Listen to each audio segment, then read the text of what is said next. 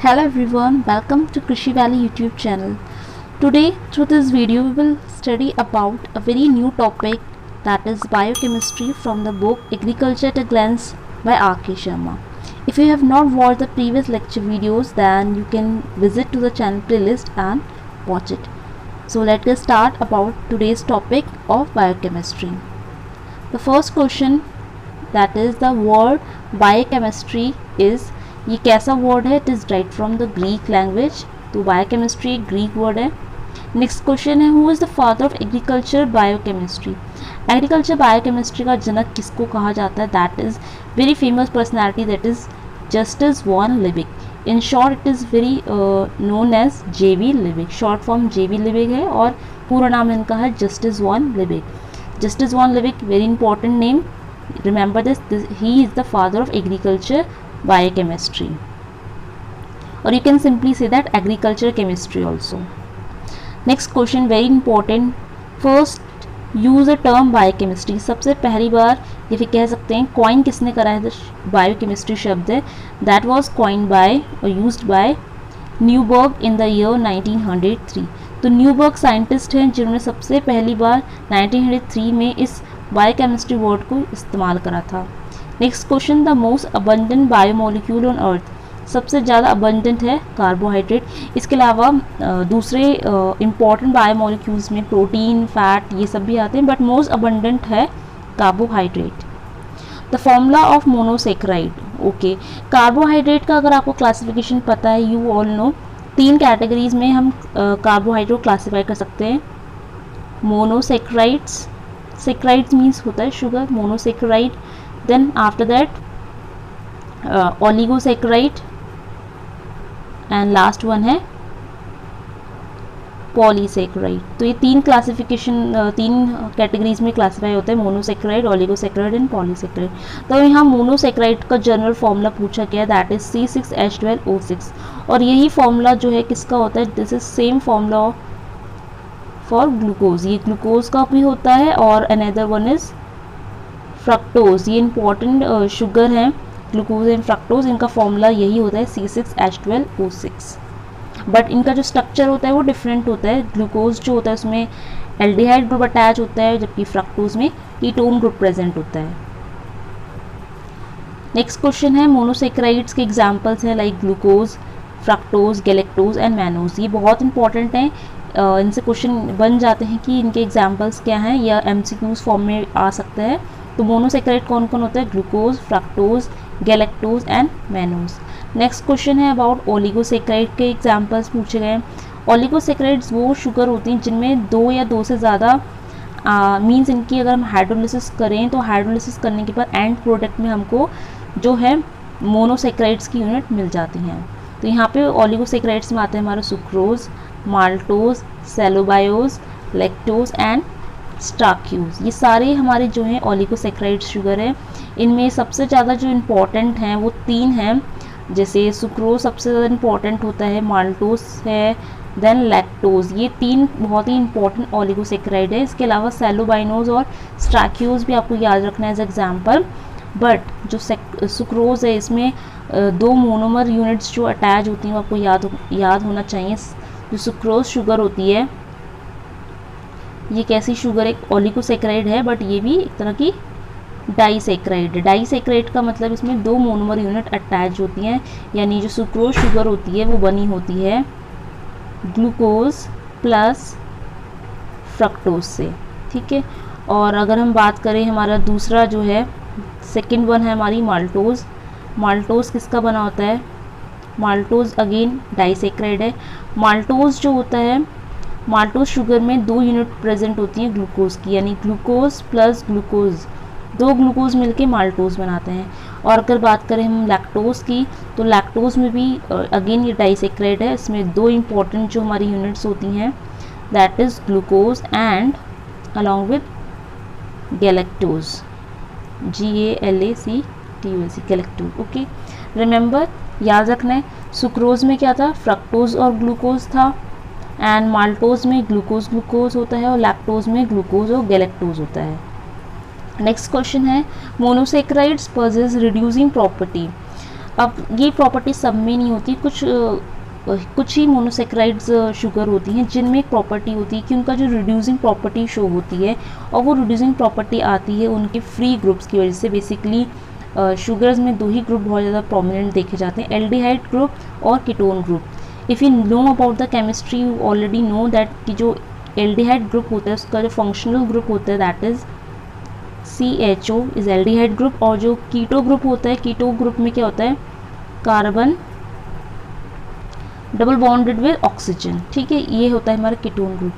तो जो ये अगर किसी शुगर में फ्रीली प्रेजेंट है तो वो हमारा शुगर रिड्यूसिंग होगी, means monosaccharide possess reducing property, उस शुगर की रिड्यूसिंग प्रॉपर्टी जो होती है इन्हीं कारण की वजह से आती है। अगर इनमें से कोई भी ग्रुप फ्री है तो शुगर में रिड्यूसिंग प्रॉपर्टी शो होती है। Next question, glucose is also known as, glucose को डेक्सट्रोज बोलते हैं और ये कॉर्न शुगर भी होता है। नेक्स्ट क्वेश्चन है biologically active form of glucose. तो दो फॉर्म होती हैं, एल और डी फॉर्म, ठीक है। इसमें से जो बायोलॉजिकली एक्टिव फॉर्म होती है वो होती है डी फॉर्म, यानी हम बोलते हैं इसको डी ग्लूकोज। डी ग्लूकोज जो है बायोलॉजिकली एक्टिव होता है। नेक्स्ट क्वेश्चन है अबाउट फ्रक्टोज। फ्रक्टोज जो है वो फ्रूट शुगर होती है, जितने भी हमारे फ्रूट्स होते हैं they are rich in fructose type of sugar. तो फ्रक्टोज नाम से क्लियर है, F for fruit, F for fructose. Next question है स्वीटेस्ट शुगर अमंग ऑल। सबसे मीठी शुगर भी जो होती है वो अगेन फ्रक्टोज होती है, जो फ्रूट्स में पाई जाती है सबसे मिठास उसमें ज़्यादा होती है। नेक्स्ट क्वेश्चन है monosaccharide that are use as energy source. Energy source के लिए जो यूज़ कर सकते हैं वो कौन है? एनर्जी सोर्स के लिए एनर्जी का मतलब होता है, जैसे हम एनर्जी का मतलब है यहाँ पे जो हमारी बॉडी में इनसाइड अवर बॉडी जो एटीपी का प्रोडक्शन होता है उस फॉर्म में एनर्जी, या फिर एकदम इंस्टेंट एनर्जी अगर चाहिए उस फॉर्म में हम यूज़ कर सकते हैं ग्लूकोज और फ्रक्टोज को। ग्लूकोज और फ्रक्टोज के कॉम्बिनेशन से कौन सी शुगर बनती है, कौन सी डाइसेक्राइड तैयार होता है, दैट इज़ अभी हमने पढ़ा था सुक्रोज तैयार होता है। नेक्स्ट क्वेश्चन है अबाउट डाइसेक्राइड्स। तो डाइसेक्राइड के एग्जांपल्स अभी हमने ऑलरेडी ऊपर कवर करे थे कि डाइसेक्राइड के एग्जांपल्स क्या होते हैं। तो डाइसेक्राइड हो गया, उसके बाद आता है नेक्स्ट हमारा oligosaccharide that are used in food preservatives, या फूड के प्रिजर्वेशन में हम कौन सा ओलिगोसेक्राइड यूज़ करते हैं। तो हमारा जो ओलिगोसेक्राइड होता है वो होता है सुक्रोज। ओलिगोसेक्राइड में भी डिफरेंट कैटेगरीज है, जैसे सुक्रोज में 2 मोनोमर यूनिट हैं यानी ग्लूकोज और फ्रक्टोज, इसलिए हम इसको बोलते हैं डाइसेक्राइड। ओके, तो सुक्रोज इंपॉर्टेंट फूड प्रिजर्वेटिव है। हम जो अपने घर में नॉर्मली चीनी यूज़ करते हैं, शक्कर, ठीक है, that is nothing but it is sucrose, वही सुक्रोज होती है, ठीक है, तो वो एक तरह की डाइसेक्राइड होती है। नेक्स्ट क्वेश्चन, ट्राइसेक्राइड्स कंटेन्स, मतलब ट्राइसेक्राइड्स में 3 कार्बन कंपाउंड वाली शुगर होती है, ठीक है, दैट इज़ रेफिनोज ट्राइसेक्राइड। इसके अलावा टेट्रासेक्राइड्स में 4 यूनिट्स प्रेजेंट हैं, दैट इज स्ट्रैकियोज, और इसके अलावा और भी होती हैं, ठीक है। हेक्सोज शुगर में आती है हमारी ग्लूकोज और फ्रक्टोज, ये हेक्सोज शुगर है, इसमें कार्बन मॉलिक्यूल्स जो हैं वो 6 होते हैं। नेक्स्ट क्वेश्चन है नॉन रिड्यूसिंग टाइप शुगर। तो एक ही है हमारे पास non reducing, that is sucrose. Sucrose हमारी नॉन रिड्यूसिंग शुगर में आती है।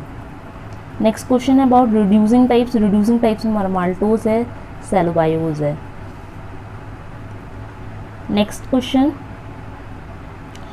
क्वेश्चन हम ऑलरेडी कवर कर चुके हैं, ग्लूकोज और गैलेक्टोज को मिला के क्या बनता है, दैट इज ग्लूकोज गैलेक्टोज से बनता है हमारा लैक्टोज। लैक्टोज बहुत ही इंपॉर्टेंट है, ये मिल्क शुगर इसको कहा जाता है, इसका दूसरा नाम क्या है, milk sugar, because it is only present in the milk, इसको ही हम मिल्क शुगर बोलते हैं।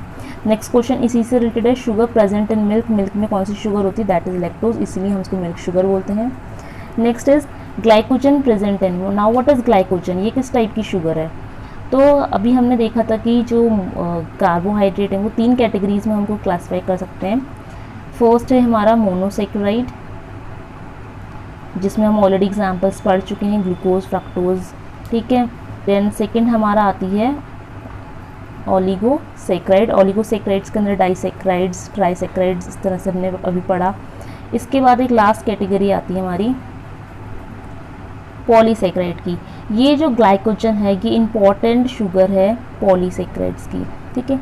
इन तीनों कैटेगरीज में जो मोनोसेक्राइड, क्योंकि हम बात करें कार्बोहाइड्रेट की, कार्बोहाइड्रेट का जो टेस्ट होता है इट इज स्वीट होता है, मीठा होता है टेस्ट इसका। मोनोसेक्राइड्स जो होती हैं they are sweet in taste. Oligosaccharide का टेस्ट भी मीठा होता है, स्वीट होता है। लेकिन जो पॉलीसेक्राइड वाली शुगर होती हैं, पॉलीसेक्राइड का जो टेस्ट होता है वो स्वीट नहीं होता, they are not sweet, okay, in comparison with these two. ये दोनों से स्वाद में मीठे होते हैं, बट ऑलिगोसेक्राइड्स जो होते हैं, polysaccharide are not as such sweet in taste. तो यहाँ पे ग्लाइकोजन का क्वेश्चन आ रखा है, तो ग्लाइकोजन जो है इंपॉर्टेंट पॉलीसेक्राइड शुगर में काउंट होता है। तो यहाँ पे क्वेश्चन है कि ग्लाइकोजन प्रेजेंट होता है किस में। तो ग्लाइकोजन बेसिकली एक स्टोरेज टाइप का कंपोनेंट है, यानी जो चीज़ों को स्टोर करने में हेल्प करता है, एनर्जी को स्टोर करने में हेल्प करता है, दैट इज़ ग्लाइकोजन। और ये मेनली प्रेजेंट होता है एनिमल सेल्स में, ठीक है। आप में, हम में, जितने एनिमल हैं सब में ग्लाइकोजन है। लेकिन वहीं अगर हम बात करें प्लांट्स की, इन केस ऑफ प्लांट्स में भी तो चीज़ें स्टोर करनी है, जो भी फूड प्रोडक्ट है, ठीक है। मेनली जो हमारा फूड है, बहुत सारा फूड हम खाते हैं, उसको कंजर्व करना, बॉडी में रिजर्व करने के लिए हमारे पास तो ग्लाइकोजन है। प्लांट्स के पास क्या होता है, प्लांट्स के पास होता है स्टार्च, प्लांट्स में होता है स्टार्च और एनिमल्स में होता है ग्लाइकोजन। तो बेसिकली ये दोनों ही क्या है, स्ट्रक्चर स्टोरेज कंपोनेंट हैं, जो कि फूड को या शुगर को स्टोर करने का काम करते हैं।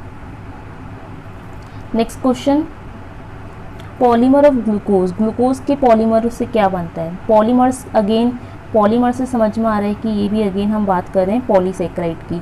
तो ये बनता है, क्या बनता है हमारा, ये बनता है हमारा सेलुलोज, ठीक है। सेलुलोज अगेन ये भी हमारा एक पॉलीसेक्राइड है, just like glycogen, starch, cellulose, ये सब हमारे पॉलीसेक्राइड होते हैं जिनका स्वाद बिल्कुल मीठा नहीं होता है।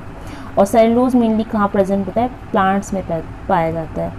नेक्स्ट क्वेश्चन है, man can not digest cellulose due to the absence of cellulose enzyme, क्योंकि हमारे अंदर सेलुलोज डाइजेस्टिंग एंजाइम नहीं है, that is why we can't digest it. Next question, total number of essential amino acids. Okay, बहुत ही important है कि essential amino acids कितने होते हैं। तो टोटल अगर हम बात करें, नॉर्मली जो टोटल अमीनो एसिड्स होते हैं वो होते हैं 20 अमीनो एसिड्स होते हैं, जिसमें से 10 हमारा इसेंशियल में आते हैं और 10 हमारे बचे हुए नॉन इसेंशियल में काउंट होते हैं। तो टोटल आपको याद रखना है 10 इसेंशियल हैं, 10 नॉन इसेंशियल होते हैं। और यहाँ पे हम जो इनके नाम हैं उनको भी एक बार देख लेते हैं कि हमारे 10 इसेंशियल अमीनो एसिड्स में है कौन कौन। तो इसको हम एक ट्रिक से याद करते हैं, ठीक है। दैट इज़, उस ट्रिक को हमने याद कर सकते हैं, टीवी मिल, MILL मिल, टीवी मिल पाथ, PATH पाथ, ठीक है। कुछ भी आप स्टोरी अपने माइंड में क्रिएट कर सकते हैं कि आप कहीं मिल में जा रहे हो, ठीक है, जो मील होती हैं, ठीक है। मील में आप जा रहे हो, रास्ता यानी पाथ में आप रास्ते में जा रहे हो, आपने कहीं टीवी चलता हुआ देखा है, ठीक है। कुछ भी आप स्टोरी क्रिएट कर सकते हो, बस आप इन वर्ड्स को कनेक्ट कर लो, टीवी मिल पाथ। इन सब से आप याद कर सकते हो एसेंशियल अमीनो एसिड्स के नाम। तो एसेंशियल अमीनो एसिड्स में टी का मतलब क्या होता है, अब इनको हम फुल फॉर्म बनाएंगे। टी माने क्या होता है, टी माने यहाँ पे है ट्रिप्टोफैन।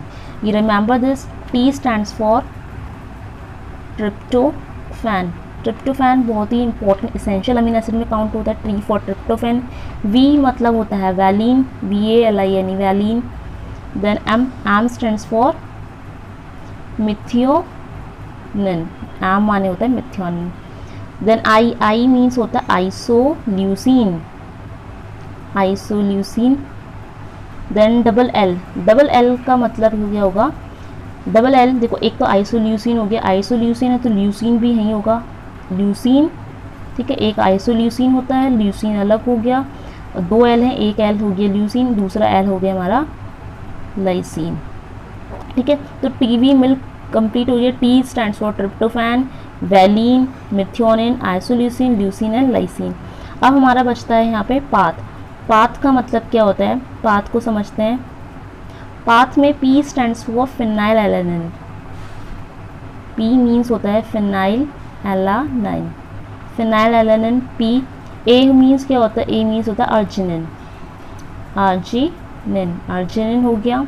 देन अगेन T है, ठीक है, 2 T हैं, पहले हमने T ट्रिप्टोफैन पढ़ा था, अब वाला जो ये वाला T है दैट इज थ्रियोनिन,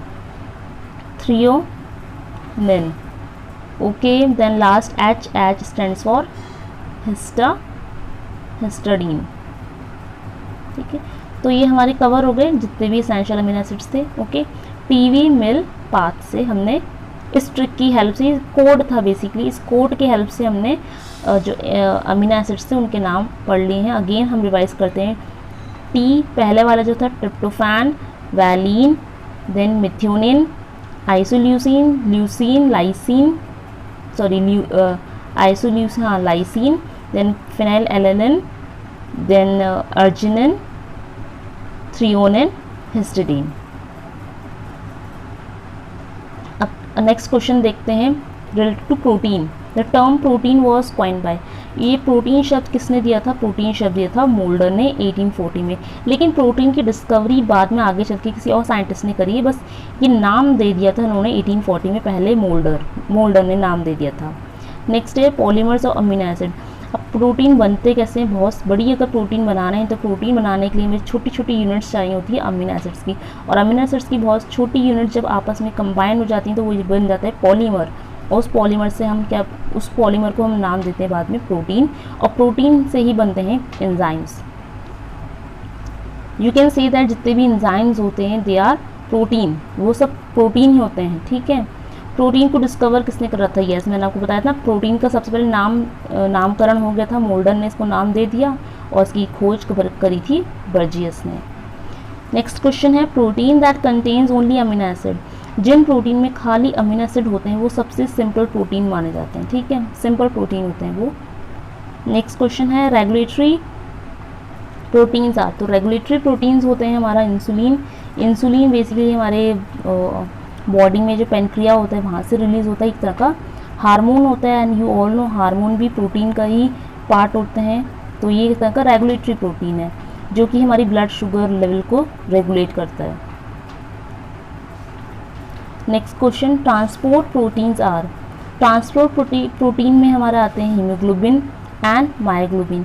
क्यों? क्योंकि हीमोग्लोबिन इंपॉर्टेंट है जो हमारे ब्लड में पाया जाता है आरबीसीज में, और ये ऑक्सीजन के ट्रांसपोर्ट से रिलेटेड होता है। मायोग्लोबिन सेम हमारे मसल सेल्स में पाया जाता है। तो ये हीमोग्लोबिन मायोग्लोबिन दो ट्रांसपोर्ट प्रोटीन पाए जाते हैं हमारी बॉडी में। नेक्स्ट क्वेश्चन है स्ट्रक्चरल प्रोटीन। तो स्ट्रक्चरल प्रोटीन में कोलेजन और इलास्टिन ये दोनों आते हैं, और एक तरह का स्ट्रक्चरल प्रोटीन होते हैं। ये हमारी स्ट्रक्चर में हमें जो बोन्स और जो स्ट्रक्चर होता है वहाँ पे फॉर्मेशन में हेल्प करते हैं। जो इलास्टिक रीजन होता है हमारी बॉडी का, लाइक जैसे नोज का टिप हो गया, ईयर हो गया, यहाँ पे कोलेजन और इलास्टिन प्रेजेंट होता है। Next question the most abundant protein present in the world. दुनिया में सबसे ज़्यादा जो पाया जाने वाला अबंडेंट प्रोटीन है दैट इज़ रुबिस्को। अभी हमने ऊपर पढ़ा था सबसे ज़्यादा अबंडेंट अमाउंट में पाया जाने वाला बायोमोलिक्यूल कौन है? तो बायोमोलिक्यूल में आपको याद रखना है दैट इज़ कार्बोहाइड्रेट। सबसे ज़्यादा मात्रा में जो बायोमोलिक्यूल पाया जाता है वो है हमारा कार्बोहाइड्रेट। लेकिन यहाँ पे पूछा गया प्रोटीन, तो प्रोटीन में हमारा आता है रुबिस्को। रुबिस्को कहीं पढ़ा है आपने? सुना सुना लग रहा है, ये हमने पढ़ा था, ये हम पढ़ रहे थे जब हम पढ़ रहे थे फोटोसिंथेसिस का चैप्टर। रिमेंबर अरुण कातन वॉल्यूम 2 में हमने फोटोसिंथेसिस चैप्टर को जब पढ़ा था तब हमने वहाँ पे रुबिस्को के बारे में अच्छे से पढ़ा था, जब हम प्लांट्स की साइकिल पढ़ रहे थे।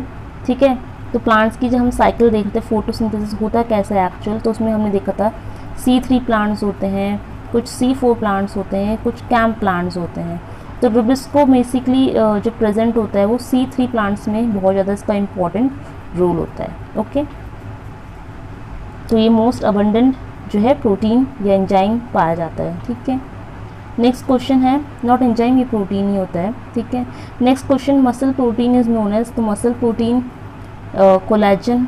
ठीक है, next silk protein is known as. तो सिल्क जो होता है रेशम, उसमें जो प्रोटीन पाया जाता है इट इज़ अगेन वो प्रोटीन का बना होता है, इट इज़ फिब्रोलिन प्रोटीन। याद रखना है, बहुत ही इंपॉर्टेंट क्वेश्चन है कि सिल्क का जो प्रोटीन होता है वो क्या होता है, that is fibroin. Next question soybean के प्रोटीन का क्या नाम है? तो प्रोटीन्स के जो नाम है, जैसे सिल्क के प्रोटीन को फिब्रोलिन बोलते हैं, उस तरह सोयाबीन का जो प्रोटीन होता है उसको ग्लाइसिनिन बोलते हैं। रीज़न क्या है? क्योंकि सोयाबीन का अगर आपको साइंटिफिक नेम याद है, सोयाबीन का साइंटिफिक नेम होता है ग्लाइसिन मैक्स। ठीक है, मैक्स तो चैनल का नाम भी, बहुत सारी मूवीज़ आती हैं, तो मैक्स याद रखो, और ग्लाइसिन से बनना है ग्लाइसिन इन प्रोटीन का नाम। आगे चलते हैं, व्हीट के प्रोटीन, गेहूं का जो प्रोटीन होता है उसको क्या बोलते हैं, गेहूं के प्रोटीन को बोलते हैं ग्लूटीन। राइस के प्रोटीन को बोलते हैं ओराइजिन। नेक्स्ट क्वेश्चन हमारा मेज के है, मक्के का जो प्रोटीन होता है दैट इज कॉल्ड जीन। तो नॉर्मल प्रोटीन्स के नाम आपको याद रखने हैं। Then after that nucleic acid was first discover by, nucleic acid की खोज किसने करी थी। न्यूक्लिक एसिड आपको पता होगा, हमारे एनिमल सेल प्लांट सेल के अंदर जो न्यूक्लियस होता है, ठीक है, उसमें न्यूक्लिक एसिड पाया जाता है। न्यूक्लिक एसिड के तौर पे हमारा डीएनए आरएनए ये दो ही होते हैं। तो इनकी खोज करी थी फ्रीडरिच मिश्चन ने 1868 में। देन डीएनए डिनोट्स, डीएनए मतलब डीऑक्सीराइबो न्यूक्लिक एसिड, इसमें डीऑक्सीराइबोस शुगर प्रेजेंट होती है। Then next one is who discover the base composition of DNA. Base composition जो होती है, डीएनए जो होता है आपको सबको पता होगा, ऐसा स्पाइरल फॉर्म में स्ट्रक्चर होता है, इसमें बेसिस प्रेजेंट होते हैं जैसे ए टी सी जी। और अगर ये आरएनए होता है, जैसे ये डीएनए होता है, अगर हम बात करते आरएनए की, तो आरएनए में भी सेम यही होता है, लेकिन यहाँ पे टी की जगह पे यू होता है, यूरासिल, ठीक है। तो एडेनिन, थाइमिन, साइटोसिन, ग्वानिन ये होते हैं हमारे बेस पेयर्स। और बेस कंपोजिशन जो है सबसे पहले इनकी खोज करी थी चारगफ ने 1953 में। याद रखना है, इंपॉर्टेंट है, न्यूक्लिक एसिड की खोज फ्रीडरिच मिश्चर ने करी थी, और जो उसमें बेसिस प्रेजेंट होते हैं बाद में उन बेसिस की स्टडी करी गई थी, उनकी खोज हुई चारगफ के द्वारा 1953 में। पहले न्यूक्लिक एसिड की खोज हुई, देन उसमें पाए जाने वाले बेस पेयर की खोज हुई।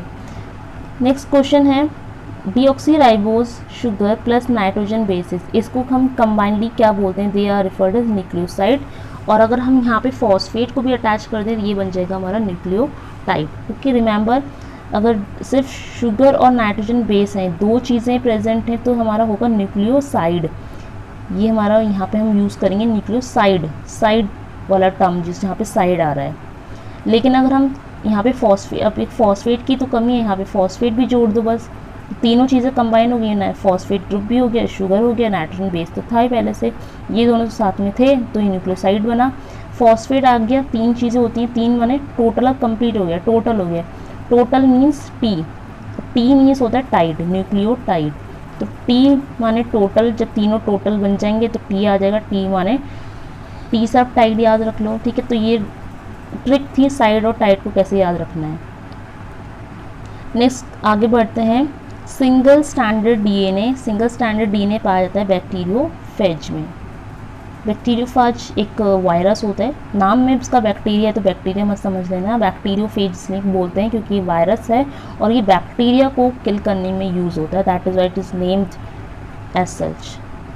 Next question, the form of DNA present in living organism, living organism में जो डीएनए होता है वो बी फॉर्म का डीएनए होता है। Next question, RNA that transfers amino acid from cytoplasm to ribosomes. तो जब भी आपने एक वो होता है सेंट्रल डॉग्मा, आपने सुना होगा साइंस में, बायोलॉजी में पढ़ा होगा सेंट्रल डॉग्मा। सेंट्रल डॉग्मा क्या कहता है, सेंट्रल डॉग्मा के अकॉर्डिंग ये होता है कि जो डीएनए होता है वो सबसे पहले अपने आप को रेप्लिकेट करता है, डीएनए अपने आप को रेप्लिकेट करेगा।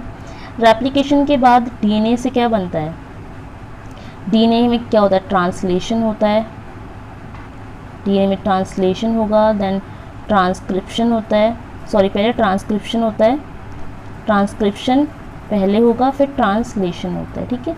और लास्ट में जाके क्या होता है, प्रोटीन तैयार होता है मैसेंजर आरएनए की हेल्प से। तो ये होता है। अब इस पूरे प्रोसेस में जो आरएनए ट्रांसफ़र होता है अमीनो एसिड्स के द्वारा साइटोप्लाज्म से राइबोसोम्स में, वो होता है मैसेंजर आरएनए के द्वारा, एमआरएनए। नेक्स्ट क्वेश्चन है, most abundant form of RNA that constitute 80% part of cellular RNA. सबसे ज़्यादा जो आरएनए पाया जाता है that is tRNA, transfer RNA, ठीक है। तीन तरह के आरएनए होते हैं, अगर हम आरएनए का क्लासिफिकेशन देखें तो तीन होते हैं, मैसेंजर आरएनए, ठीक है। मैसेंजर आरएनए का काम क्या होता है, अमीनो एसिड ट्रांसफ़र में काम करते हैं।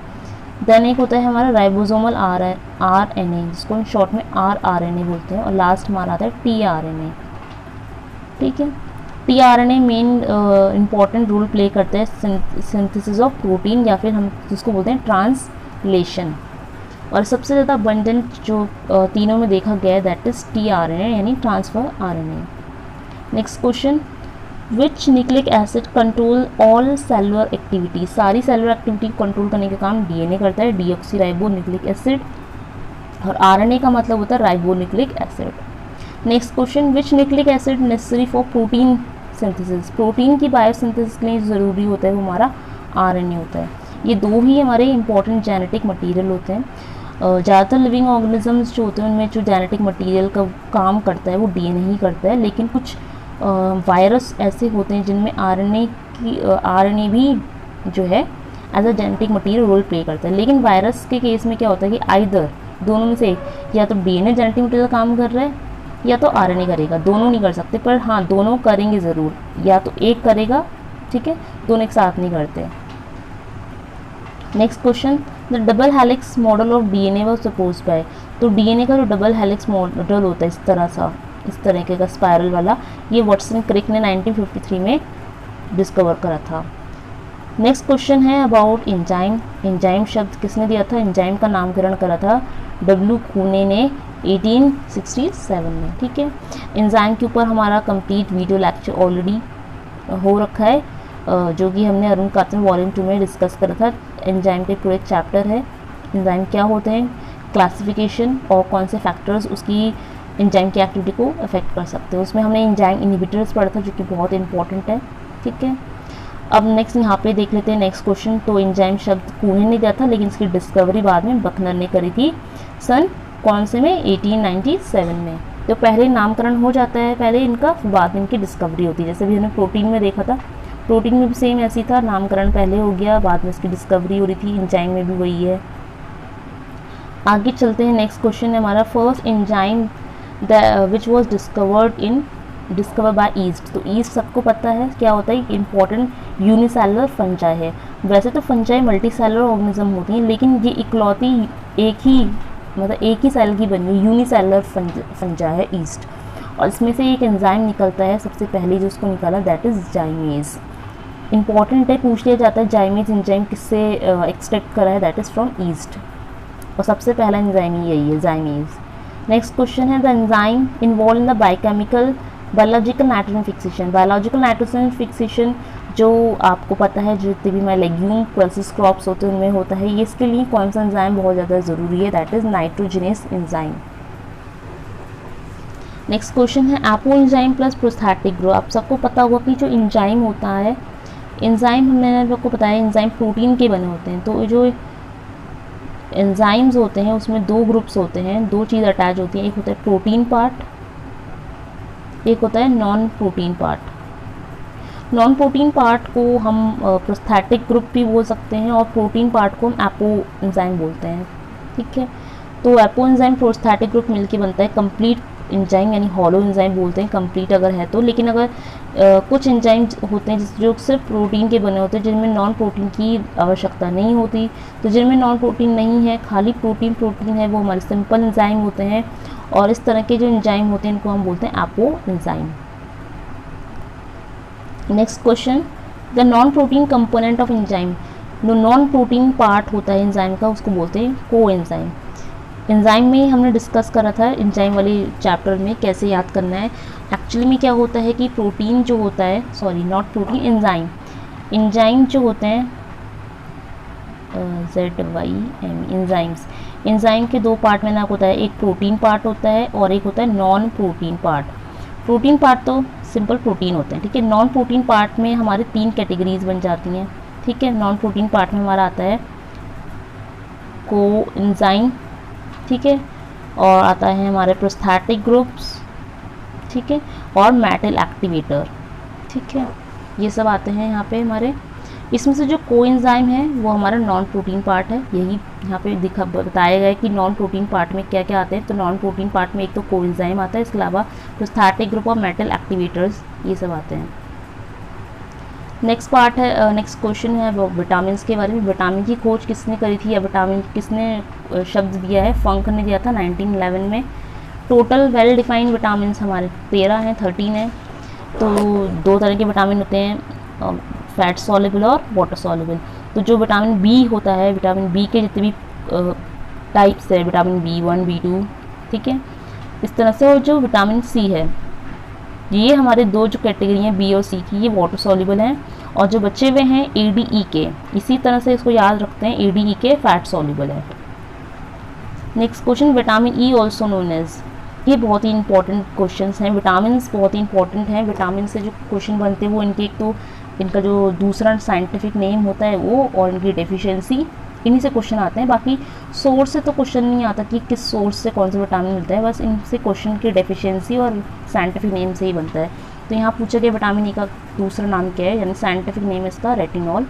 रेटिनॉल कहाँ, रेटिनॉल बना है रेटिना से, रेटिना शब्द से। और रेटिना कहाँ प्रेजेंट होता है, ये हमारी प्रेजेंट होता है आइज़ में, यानी पता चल रहा है कि ये हमारे आँखों के लिए अच्छा है। अगर हम नहीं खाएंगे विटामिन ए प्रॉपर अमाउंट में तो हमको डिफिशियंसी हो जाएगी। डिफिशियंसी को बोलते हैं नाइट ब्लाइंडनेस, ठीक है, आँखों से रिलेटेड प्रॉब्लम हो जाएंगी, नाइट ब्लाइंडनेस हो जाएगा, या फिर एक प्रॉब्लम और होती है ज़ेरोफ्थैल्मिया, ये हो सकता है, ठीक है। तो नेक्स्ट क्वेश्चन यहीं पे ये पूछा भी गया है, विटामिन ए की डिफिशियंसी अगर हो जाती है तो क्या होता है। तो विटामिन ए की डिफिशियंसी से होता है हमारा नाइट ब्लाइंडनेस। इसके अलावा एक प्रॉब्लम और है, यहाँ आप नोट कर सकते हैं, दैट इज ज़ेरोफ्थैल्मिया, ज़ेरोफ्थैल्मिया,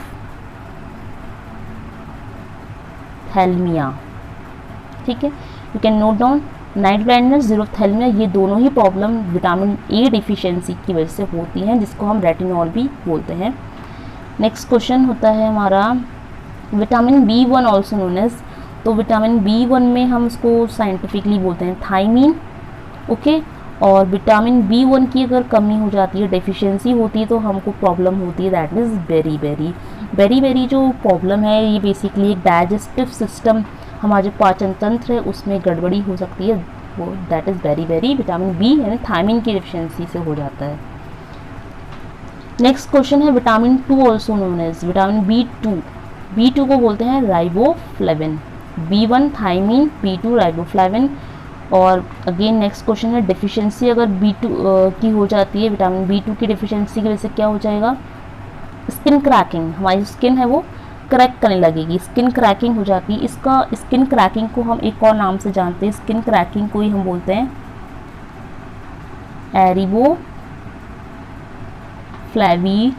फ्लैवियोनेसिस,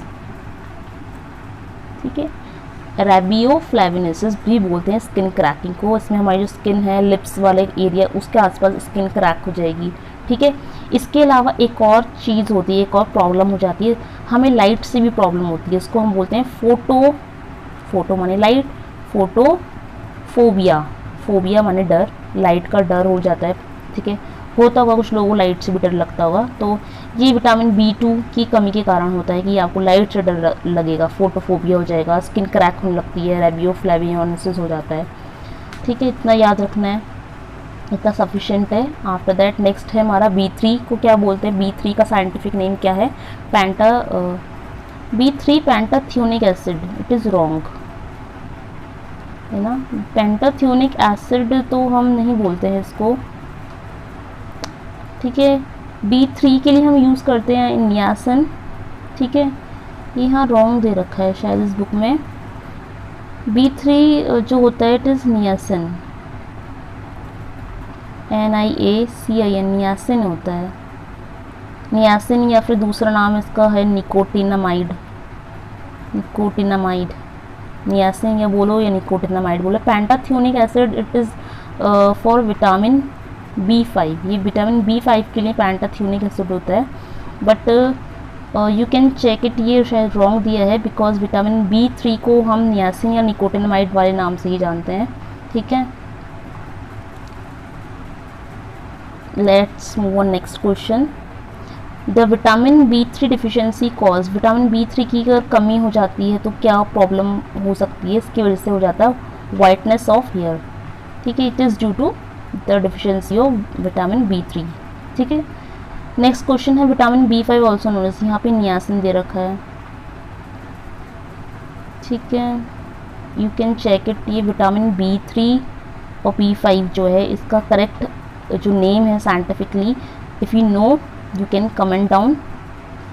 अब नेक्स्ट क्वेश्चन यहाँ पे है, इसकी कमी से क्या होता है, विटामिन B5 की कमी से होता है प्लेग्रा। नेक्स्ट क्वेश्चन विटामिन 7 को बोलते हैं बहुत इंपॉर्टेंट विटामिन 7 होता है हमारा बायोटीन, और विटामिन 7 की डिफिशियंसी से हो जाता है पैरालिसिस। नेक्स्ट क्वेश्चन इंपॉर्टेंट है विटामिन B12। ओके, ये इंपॉर्टेंट है विटामिन B12। इसको साइंटिफिकली बोलते हैं कोबालामिन। कोबालामिन इसलिए बोलते हैं क्योंकि यहाँ पे कोबाल्ट पाया जाता है। यहाँ से क्वेश्चन जो बनता है विटामिन B12 से वैसे बन सकता है कि विटामिन B12 में कौन सा एलिमेंट पाया जाता है इसके स्ट्रक्चर में, दैट इज़ कोबाल्ट, तभी इसका साइंटिफिकली हम इसको साइनो कोबालामिन भी बोलते हैं, या नॉर्मली कोबालामिन भी बोल सकते हैं। अब इसकी डिफिशियंसी से क्या होता है, अगर हम विटामिन B12 नहीं खाएंगे, डिफिशियंसी हो जाएगी, तो उसकी वजह से हो सकता है हमको पर्नीशियस एनीमिया। इंपॉर्टेंट है, पर्नीशियस एनीमिया हो जाता है विटामिन B12 की वजह से। तो विटामिन B खत्म हो गए, अब C में आते हैं। विटामिन C का दूसरा नाम क्या है, तो उसको सिंपल है एस्कॉर्बिक एसिड। ठीक है, जो सिट्रस फ्रूट्स होते हैं हमारे उसमें विटामिन C पाया जाता है और एस्कॉर्बिक एसिड इसका दूसरा नाम है। और विटामिन C की कमी की वजह से क्या हो सकता है, विटामिन C की अगर डिफिशियंसी हो जाती तो हमको हो जाती है स्क्रवी। स्क्रवी में क्या होता है कि हमारे जो जॉइंट्स होते हैं उनमें थोड़ा जॉइंट्स में पेन स्टार्ट हो जाता है। ठीक है, तो ये प्रॉब्लम हो जाती है scurvy due to the deficiency of vitamin C। Next question है vitamin D also known as, vitamin D को साइंटिफिकली बोलते हैं कैल्सीफिरॉल। ठीक है, कैल्सीफिरॉल की अगर कमी हो जाती है, डिफिशियंसी हो जाएगी, तो उसके केस में हमको हो सकती है problem related to rickets. Rickets क्या सी प्रॉब्लम है, ये रिलेटेड है बोन्स की वजह से। हमारी जो बोन है उसमें डिफॉर्मेशन स्टार्ट हो जाएगा, यानी प्रॉपर बोन का डेवलपमेंट नहीं हो पाएगा, आड़ी टेढ़ी हड्डियाँ जो हैं वो डेवलप हो जाएंगी, दैट इज़ रिकेट्स, जो कि विटामिन D की कमी से हो सकती है। और इसके अलावा एक प्रॉब्लम और होती है, इंपॉर्टेंट है, एक तो रिकेट्स है इंपॉर्टेंट है जिसकी वजह से हड्डियाँ ख़राब हो जाती हैं। दूसरा होता है यहाँ पे पिजन चेस्ट। जो पिजन होता है, पिजन चेस्ट, जिससे कबूतरों का हो की चेस्ट टाइप का कुछ सिम्टम होता होगा, ये पिजन चेस्ट, ये हो जाता है बच्चों में। और जो बड़े होते हैं उनमें प्रॉब्लम होती है ऑस्टियोमलेशिया की, ऑस्टियोमलेशिया वाली प्रॉब्लम हो जाती है। ये पिजन चेस्ट वाली प्रॉब्लम्स जो होती है चाइल्ड में होती है, बच्चे जो होते हैं चिल्ड्रंस, और जो ऑस्टियोमलेशिया की प्रॉब्लम है ये अडल्ट्स में होती है, बड़े लोगों में होती है। और बाकी रिकेट्स तो ये भी बच्चों में ही होती है। ठीक है, हड्डियाँ आड़ी टेढ़ी मेढ़ी हो जाएंगी, पिजन चेस्ट बच्चों में होता है और ऑस्टियोमलेशिया बड़ों में होता है। ये सारी बीमारियाँ जो हैं, आई मीन डिसऑर्डर्स जो हैं, ये किसकी वजह से होंगी, विटामिन D की कमी हो जाएगी। विटामिन D यानी कैल्सीफिरॉल की अगर कमी हो जाती है। ठीक है, तो विटामिन D का तो अच्छा ही एक हमारे पास फ्री का जो सोर्स है वो तो हम सबके पास अवेलेबल, दैट इज़ सनलाइट। आप सबको पता होगा कि सूरज की किरणों में भरपूर मात्रा में विटामिन D पाया जाता है, तो विटामिन D की कमी तो बहुत रेयर होनी चाहिए, बिकॉज सनलाइट तो फ्रीली अवेलेबल है। बट सनलाइट के अलावा जो हमारी जो फिश, ऑयल, ये सब ग्रीन लीफी वेजिटेबल होते हैं, they are also very important source of this vitamin. Next question है the vitamin also called sunshine vitamin. अच्छा, सनशाइन जो धूप से मिलता है वही हम बात करते हैं, विटामिन D होता है, यानी विटामिन D अभी हमने पढ़ा था, साइंटिफिकली इसको बोलते हैं कैल्सीफिरॉल। ठीक है, नेक्स्ट क्वेश्चन है विटामिन E से। विटामिन E को क्या बोलते हैं, विटामिन E को साइंटिफिकली बोलते हैं टोकोफिरॉल। और विटामिन E की अगर कमी हो जाती है तो क्या होता है, यहाँ पे मेंशन नहीं, विटामिन E की डिफिशियंसी से क्या होगा, अगर इसकी कमी हो जाएगी हमारे शरीर में तो स्टेरिलिटी हो जाएगी, बांझपन आ जाएगा। स्टेरिलिटी यानी हमारा जो रिप्रोडक्टिव ऑर्गन है, रिप्रोडक्टिव हेल्थ इश्यूज़ हो सकते हैं जिसकी वजह से स्टेरिलिटी आ सकती है विटामिन E यानी टोकोफिरॉल की कमी से। Next question, vitamin K also known as, vitamin K को क्या बोलते हैं scientifically, it is known as phylloquinone. Vitamin K का साइंटिफिक नेम फाइलोक्यूनिन होता है। ठीक है, नेक्स्ट क्वेश्चन, अच्छा ये हम डिस्कस कर चुके हैं कि विटामिन E की कमी से क्या होती है, स्टेरिलिटी हो जाएगी, रिप्रोडक्टिव हेल्थ अफेक्ट होती है। ठीक है, next question, disease cause due to the deficiency vitamin K। Vitamin K की कमी से क्या हो सकता है, देखो विटामिन K बहुत ही इंपॉर्टेंट विटामिन होता है in the process of clotting. जो ब्लड की क्लॉटिंग बनती है ना, जैसे खून हमें चोट लगती है, खून निकलता है, एक टाइम बाद आके वो जम जाता है, बंद हो जाता है निकलना, बहना बंद हो जाएगा, तो इसको बोलते हैं क्लॉटिंग। और ये होना बहुत ज़रूरी है, अदरवाइज़ क्या होगा, क्लॉटिंग नहीं होगी तो हमारा बॉडी का ब्लड बहुत ज़्यादा लॉस होता रहेगा। ठीक है, और इससे हमारी हेल्थ अफेक्ट हो सकती है। तो एक प्रॉपर सिस्टम मेंटेन है हमारी बॉडी में कि अधिक से ज़्यादा खून ना निकले, ना बहे, इसके लिए खून जम जाता है, क्लॉट हो जाता है। और क्लॉटिंग के लिए विटामिन के का होना बहुत ज़्यादा आवश्यक है। और क्योंकि विटामिन के क्या है, द डिसीज़, हाँ बीमारी जो हो सकती है that is non coagulation of blood, हमारा जो खून है, ब्लड है, वो कोगुलेट नहीं कर पाएगा। तो विटामिन के जो है क्लॉटिंग के लिए बहुत ज़्यादा इम्पॉर्टेंट है, यूज़फुल है। नेक्स्ट क्वेश्चन है, cereals are deficient in amino acid. Cereals यानी अनाज, जैसे हमारे गेहूँ, राइस, ठीक है, जो गेहूँ हो गया, वीट और राइस हो गया, ठीक है, ये सारे हमारे सीरियल्स में आते हैं, ये डेफिशिएंट होते हैं लाइसीन में। Remember this, cereals are deficient in lysine. Pulses are deficient in, देखो वैसे तो हम बोलते हैं pulses they are rich in protein, protein बने हैं अमीनो एसिड्स के, लेकिन दालों में भी एक अमीनो एसिड नहीं होता, दैट इज़ मिथ्योनिन। दालों में क्या नहीं होता, मिथ्योनिन नहीं होता है। सीरियल्स में लाइसीन नहीं होगा, दालों में मिथ्योनिन नहीं होगा। नेक्स्ट क्वेश्चन है, which vitamin contain metal ions. तो मेटल आयन किस में था, हमारा विटामिन B12 में था।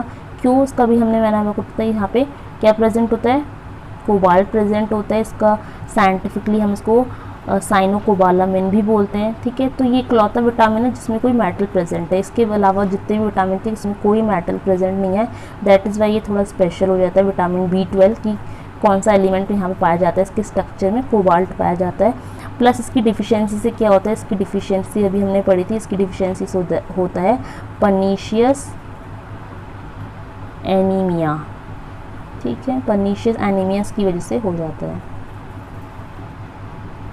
Next question, the reaction of oil fat with NaOH KOH, ठीक है।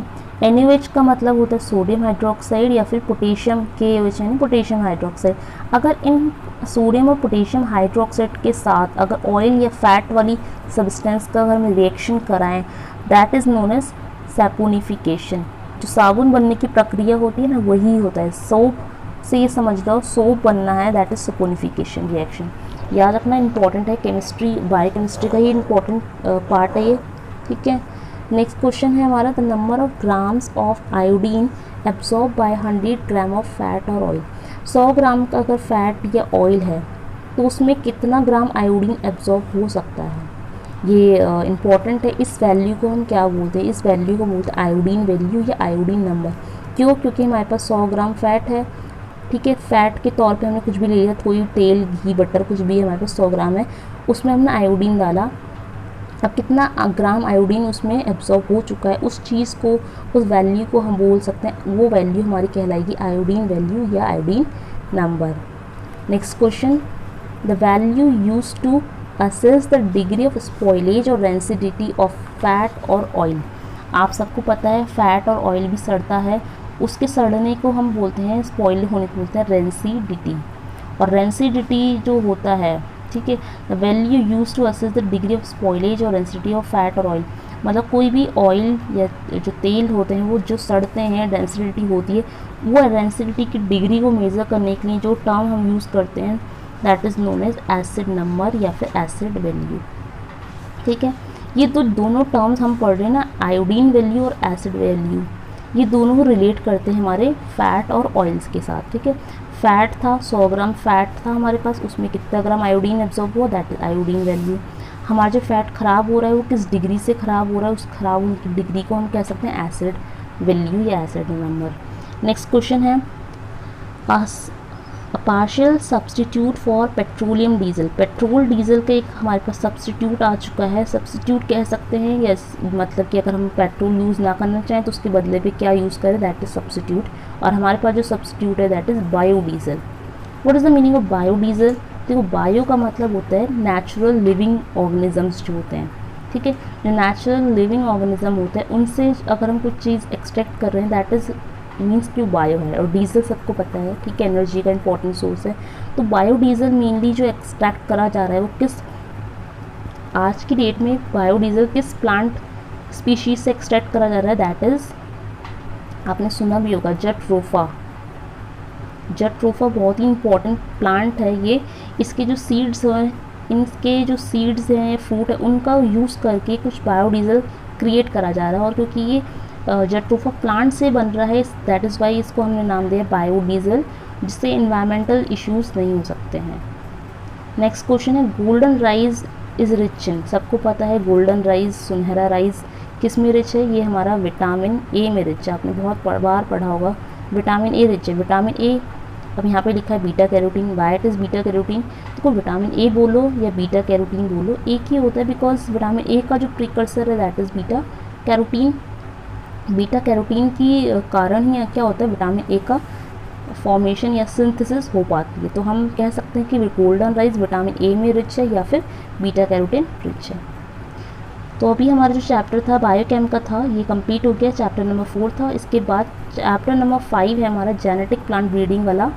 ये इसमें अलग अलग पार्ट्स हैं। पहला पार्ट जेनेटिक है, ये हम फिर नेक्स्ट वीडियो लेक्चर में डिस्कस करेंगे। इस वीडियो में बस इतना ही। वीडियो अच्छी लगी तो वीडियो को लाइक करें, चैनल पे नए चैनल को सब्सक्राइब करें। तो thank you guys for watching this video.